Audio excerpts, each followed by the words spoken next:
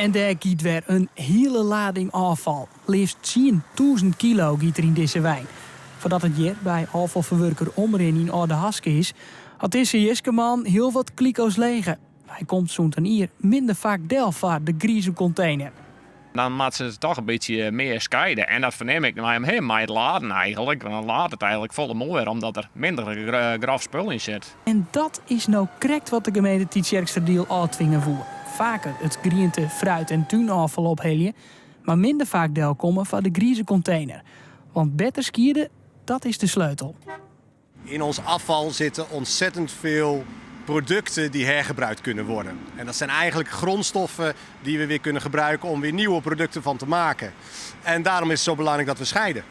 Dat skiën giet je verder. Het nieuwe afvalbeleid van gemeente Tietjerksterdiel had duidelijk effect.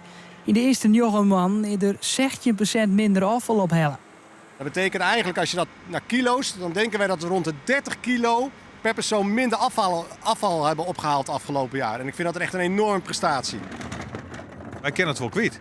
Maar jij wel, en ik zie het ook wel gebeuren natuurlijk, dat de jongens, voordat ze ophellen worden, dan met de oren gezin, die moeten dan even wat kwijt. En die douwen een poeder eventjes bij een oor in.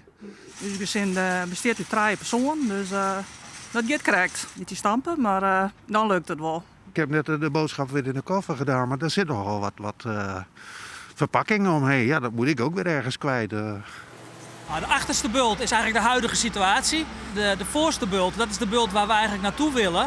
Zodat je uiteindelijk nog tot een ongeveer 30 kilo komt wat wel verbrand wordt. Maar een stuk minder is dan op dit moment. En dan hebben we het dus over het aantal kilo's restafval dat een persoon per jaar voortsmiet. Vraag is likwijls of dit realistische doelen binnen. Een meerderheid van de Friese gemeenten denkt van net. Die doelen die zijn ook wel streng. Dat ben ik wel met ze eens. Maar ik denk wel dat ze haalbaar zijn. De gemeentes moeten aan de gang en het Rijk moet heel duidelijk aan de gang. Zij moeten nog strakker in gesprek met de verpakkingsindustrie. Heel veel afval wat we gebruiken is eigenlijk verpakkingsafval. Wat wij gebruiken voor het naar binnen halen van ons product en daarna direct weggooien. Ja, dat is doodzonde.